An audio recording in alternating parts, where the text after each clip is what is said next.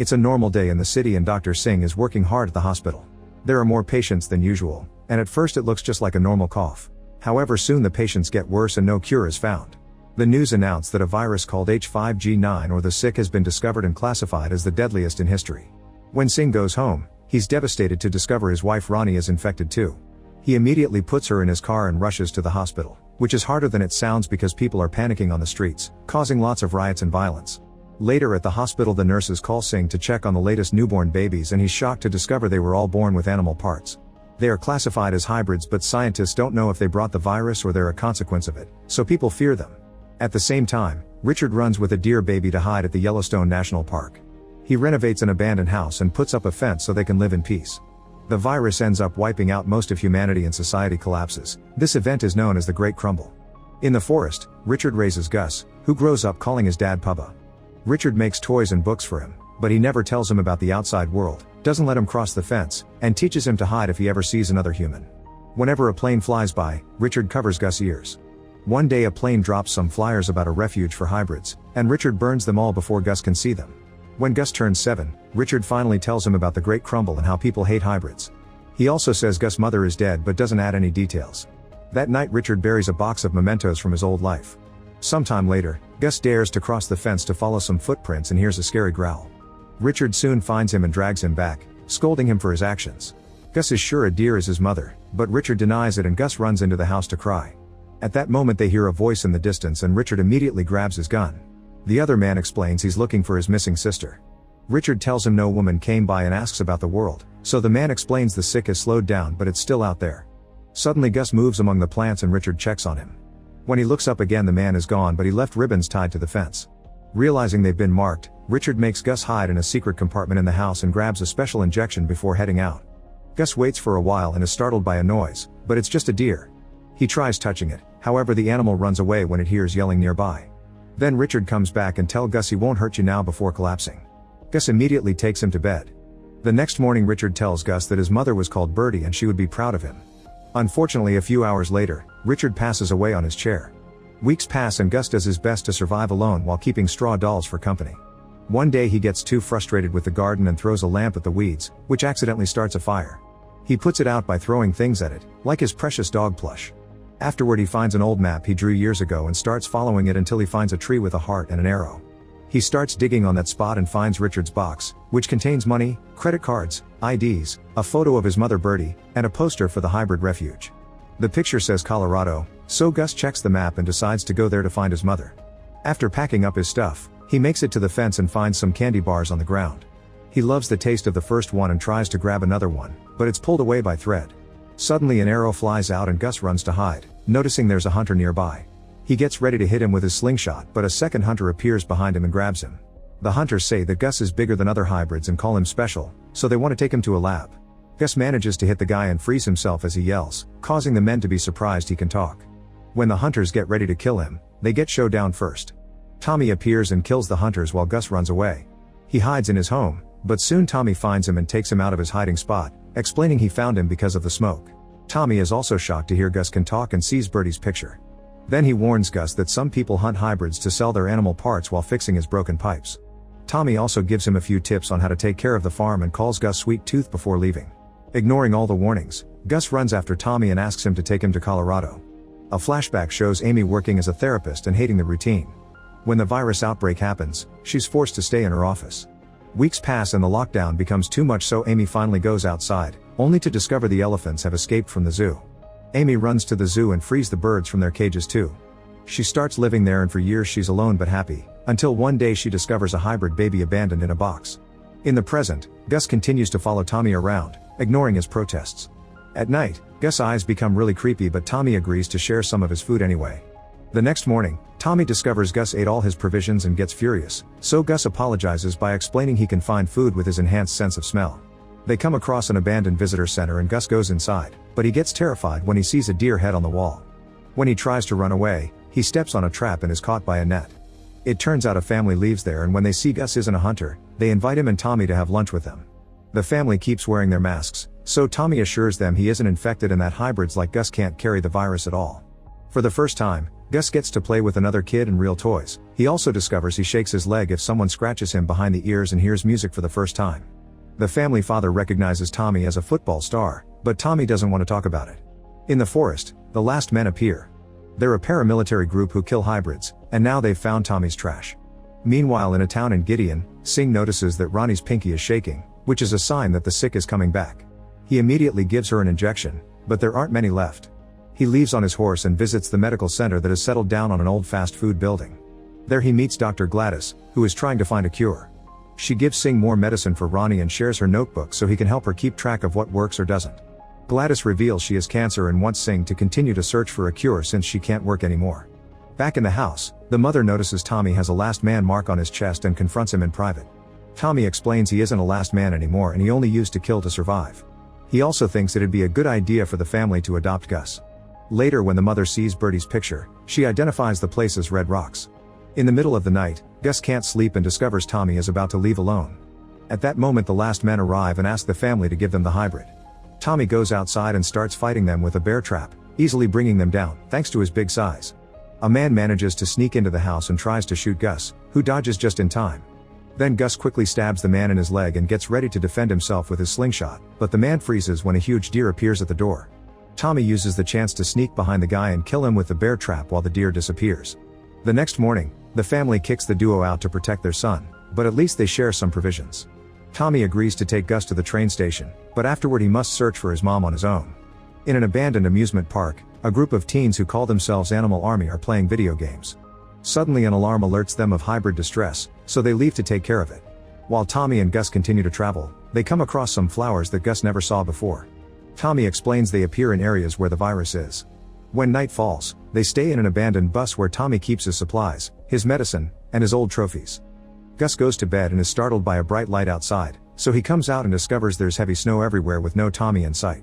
At that moment, Gus wakes up and realizes it was a dream. Tommy has made a disguise to make it look like Gus' antlers are part of a costume. In the meantime, Singh takes over Gladys' practice and sees patients every day, which reminds him of how much he loved being a doctor before the outbreak. After work hours, he continues to work on a cure and his wife becomes his control group since she's the only person who has survived the virus. Reading Singh's notes reveals that her research was immoral and she did lots of experimentation on hybrids, proven by the bloodstains on the floor. The last men bring supplies for the clinic and Singh is worried they may include hybrid parts, but the boxes are normal. Since Singh refuses to use hybrids for the medicine, it isn't as effective anymore and Ronnie's hand is constantly shaking. She convinces him to go to a neighbor's party anyway, which is interrupted when one of the men reveals a shaking hand too. The neighbors immediately hold him down and use a home test on a sample of his blood, which confirms he's infected. The group immediately ties him up and burns the whole house with him inside. Back to Tommy and Gus, they reach a bridge and see a train pass by. They follow it to the station and Tommy bribes a guard with some batteries to avoid being scanned. There's a big market in the station and Gus enjoys the food while Tommy buys the ticket. Since it's so expensive, he has to hand in his shoelaces as part of the payment. Tommy also tries to buy more medicine, but the supplier is gone. Gus goes wandering around and finds kids playing some carnival games, but he gets upset when he realizes the targets are drawings of hybrids. As he panics, he bumps into Becky of the Animal Army, who helps him calm down and pokes his ears. She tries taking him with her, however Tommy immediately drags him away. Afterward, Tommy gives Gus the ticket and takes him to the boarding line. While waiting, Gus smells Tommy's medicine coming from some boxes, so Tommy asks for his help. Following Gus' nose, they break into the security car and take a box of medicine. A guard finds them and Tommy quickly brings him down, but when they come out, another armed man threatens them with his gun. Tommy starts fighting him and before passing out, the guard notices Gus' ears moving. The duo runs away and rushes to catch the train, only for the last men to surround them and capture them both, removing Gus' helmet to confirm he's a hybrid and taking back the medicine. Moments later, the duo is being dragged through the forest with their hands tied and their eyes covered. Suddenly someone opens fire from the shadows and soon the last men are being killed by Becky and the Animal Army, who are wearing animal disguises. Meanwhile, at the last men headquarters, the leader General Abbott is informed someone very important has been found. In the forest, Becky explains that they don't want to hurt Gus, they just want to help and advises him to run away from Tommy. The others are tasing Tommy down and get ready to shoot him, however Gus hugs him as he begs them not to do it. Becky agrees to help them both. In the zoo, Amy lives with the baby, who has grown into a young girl named Wendy. They go to town together with a wagon to look for supplies, but Amy gets scared when she sees a burning cigarette on the ground. She drags Wendy to hide and takes out her gun while a last man passes by. Thankfully he doesn't see them and leaves. When the duo returns to the zoo, Amy locks all the doors. Sometimes Amy notices there are vegetables missing from the garden, and Wendy claims she ate them. However, when her mom isn't looking, Wendy drops some of her dinner in the garden. One night they hear some noises and Amy goes to the garden with her gun. She hears another noise and gets ready to shoot, but Wendy runs in and explains that's her friend Bobby. He's also a hybrid and Amy has no choice but to keep him too. This causes her to change her rule of not using the radio and starts broadcasting that she has a safe haven for hybrids. Back to the forest, the animal army takes Gus and Tommy to their hideout in the amusement park, which is decorated with animal drawings. Becky explains she started this group and nobody here has parents. Then she introduces Gus to the other teens, who are excited to meet a hybrid. Gus is declared king for a night and gets to enjoy new candy, cartoons, and games. Becky tells him how the adults ruined the world before the crumble and how the planet has been healing since then. The animal army thinks this is thanks to the hybrids and that's why they fight to protect them. The last men killed Becky's parents and that's another reason why adults aren't allowed in their base. She tells Gus that Tommy has the last man mark too, so he shouldn't trust him. The next morning Becky takes Gus to see Tommy, who has been tied up and gets tased whenever he gets sassy. Under Becky's pressure, Tommy admits he used to be a last man to survive but swears he isn't anymore. Gus points out the animal army also killed people to survive and hugs Tommy, which convinces Becky not to kill him. She makes a big announcement but the other teens disagree and open a container that reveals a huge hungry tiger ready to execute Tommy. Gus runs ahead and asks the tiger not to hurt anyone, causing the beast to back away in fear. Some of the teens see this as a sign and close the container, but others still want the execution and the argument escalates into an actual fight. Gus uses the confusion to free Tommy and they run away together, while Becky also chooses to leave her friends behind. In town, Singh is worried about Ronnie's condition because the medication isn't working. Ronnie has seen Gladys' notebook and begs her husband to start using hybrids for his research so she can get better. On his way to work, Singh sees all the flowers that have appeared at the burnt house. At the clinic, Singh reads Gladys' notes on which hybrid parts are needed and takes the flare gun, which has different colored flares depending on what he needs. Singh shoots the one asking for the special sauce referring to hybrid parts. When he returns home, he sees a flower on his garden. Inside she finds Ronnie talking to a neighbor who wants to start mandatory weekly virus screenings for the whole town. Singh refuses to do so because tests are scarce, but the neighbor promises to make the community vote. Sometime later the neighbor realizes Ronnie doesn't go out anymore and yells at the couple for hiding her illness. Singh tries to stop her from telling everyone and while they argue his horse accidentally kicks the woman, killing her. Singh feels guilty but Ronnie convinces him to bring the body into the house. That night Abbott and his men burst into Gladys' home. Abbott accuses Gladys of faking her cancer to avoid working with him and explains that there's a new virus wave coming. Gladys calls him a monster but when he threatens her life, she has no choice but to admit she left her notes on the cure with her replacement at the clinic. Then Abbott sends his men to kill her anyway. In the forest, Tommy is having lots of leg pain because of his lack of medicine. He thanks Gus for defending him and teaches him to fist bump before announcing he'll take him to Colorado. Suddenly they find Becky on a tree, who gives her the address her former team found from Birdie on the internet. Then she offers to help them reach Colorado since she knows what areas the animal army doesn't patrol. The trio walks for a few hours and stops when they find some fabric on a tree. Tommy explains it's a parachute and thankfully Gus doesn't see the body hanging from another tree nearby. Eventually they reach the Valley of Sorrows, which is covered in the virus flowers because bodies used to be buried there. They'll have to use a bridge to cross, which causes an argument between Tommy and Becky over its safety. Gus ignores them and starts crossing alone, causing some wood to break. He falls and grabs onto the rope at the last second, however the rope also breaks and Gus falls on the flowers, passing out. His old dog Plush appears and licks him until he wakes up, then it runs away. Gus chases after him and enters the forest, where he sees the flowers on a tree and a mailbox that ejects candy. Then it starts snowing and Gus finds many objects, like beds and hot chocolate. Richard appears on a chair and says he isn't mad that Gus crossed the fence, he also points at train tracks nearby. Then Richard disappears and an angry Gus starts hitting a mirror, where he sees Abbott's face with fiery eyes. A terrified Gus starts running, only to wake up when his friends find him. By covering their faces, they manage to take Gus away from the flowers without inhaling their pollen. Then Tommy and Becky start arguing again, so Gus makes them fist bump to shut them up. At the zoo, the family has been growing, thanks to the other hybrids that have arrived after hearing the broadcast. Amy gets a call from a man who found a hybrid baby and asks for advice on how to take care of them. She tells him to leave the baby on a safe spot to pick them up, but the man refuses because the baby is too weak and asks where she is. Thinking it may be a trap, Amy hangs up. Afterward Bobby brings a ribbon that he found on the fence, meaning they've been marked. In town, Singh has to pick all the flowers that appear on his garden. A neighbor is now putting up missing signs for the missing woman and Singh has a hard time keeping a straight face. One afternoon, he gets a message from the clinic saying a package has arrived for him. The couple rushes to the clinic eager to start working with the secret sauce, but when they open the box they find a note that says out of hybrids. At that moment Ronnie notices water leaking from the freezer and go inside to confirm the neighbor's body is still there. However, the door is open, which means someone saw it. At that moment the neighbors arrive and accuse the couple of being killers. Singh starts lying, saying the woman had been sick and he hit her because he doesn't approve of the burnings, seeing them as barbaric. His speech makes an impact, but it's ruined when Ronnie begins to cough. The neighbors drag the couple back to their house and tie them up before starting the fire. The house starts crumbling down, however before the flames can reach the couple, the last men burst in. They quickly put out the fire while Abbott searches for Gladys' notebook, finding it in a cupboard. He's about to leave without saving the couple, but he freezes when Ronnie reveals she survived the virus thanks to the trials. Gus lies as he says he's the only one that knows what Gladys was missing for a proper cure, so Abbott agrees to bring them along. Since the headquarters are in a classified location, Ronnie and Singh are tied up and have their faces covered before they're put in a truck. Meanwhile Singh's horse runs away. Back to Gus' group, they finally find the tracks and start running to catch the train. There's a hook hanging on the side of the car and Gus jumps to grab it, swinging to jump into the train. Becky manages to jump in as well, but Tommy is having trouble because of his leg. He remembers how hard he used to run for football matches and inspires himself to grab on the train at the last second. The kids help him up and look around the train, discovering this is a hauler so it has no passengers except for the working crew. They don't notice a last man uniform behind a door. During the trip, Gus is amazed to see all the animals and Becky teaches him to play I Spy. When Gus checks his bag, he realizes his dog plush is missing. At that moment the door opens and the trio rushes to hide.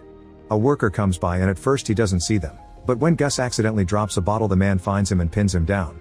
Tommy attacks the man from behind and a fight ensues during which they almost push Becky off the train. After lots of punches, Tommy takes a better look and realizes the worker is his old friend Jimmy, so they laugh and hug. After they share some stories from their football days, they realize Gus has gone looking for his dog. The trio searches for Gus while Jimmy keeps asking about Tommy's life. It's revealed that all their old football teammates, Tommy's wife, and his baby are dead. At that moment Gus comes back looking sad because he couldn't find his dog, which is the last thing he has with Richard's smell. Tommy cheers him up by showing him a river that indicates they're arriving at Colorado. The address from the internet mentioned Go Grow and Jimmy explains it's short for Goss Grove, a neighborhood outside Essex City. The chat is interrupted when Becky hears last men in the other car and Jimmy takes the group to the back area, however they can see the men coming. Becky thinks they should jump, however Tommy sees the dog and decides to rescue it. He puts on the uniform from the door and pretends to be a last man to pick up the dog. However the men have a wanted sign with Tommy's face and recognize him. Tommy throws a bunch of boxes to slow them down and runs back to Jimmy's car, closing the door behind him. The last men soon start pounding on it, so Jimmy tells the trio to jump while he buys some time. After a final goodbye, Gus' group jumps off the train at the same time the last men burst in. Jimmy starts fighting them but he quickly gets overpowered and killed. At the zoo, Amy finds a bunch of ribbons at the fence and announces they must leave. Suddenly they hear a noise and check the security cameras, which show two last men outside. They immediately pack up their things and Amy guides all the hybrids to escape through the sewers, but she stays behind in case the last men need to be distracted. A flashback then shows that in Alaska, an expedition team discovers something very important in one of the many ice rods they extract. This is sent to a lab in Essex City where Richard works as janitor. One afternoon, he hears scientists Bertie and Judy arguing. Bertie says they can't let this happen but they fall silent when they see Richard nearby. Later at the pub, Richard spots Bertie and apologizes for what happened. They spend a wonderful night together and Bertie ends up sharing a bit about her project. The people in Alaska found a microbe that could form a vaccine and save lives, but if it goes wrong then all hell could break loose. Afterward Richard walks Bertie home and she invites him in. Bertie shares that her husband died from a serious disease and that's why she stopped teaching to start researching. When they're about to kiss, they're interrupted by an urgent call informing Bertie that the military is taking over the lab. Richard volunteers to drive her there and they go inside through the back door. There are lots of soldiers taking away all the research, but the duo takes an empty corridor into a secret office.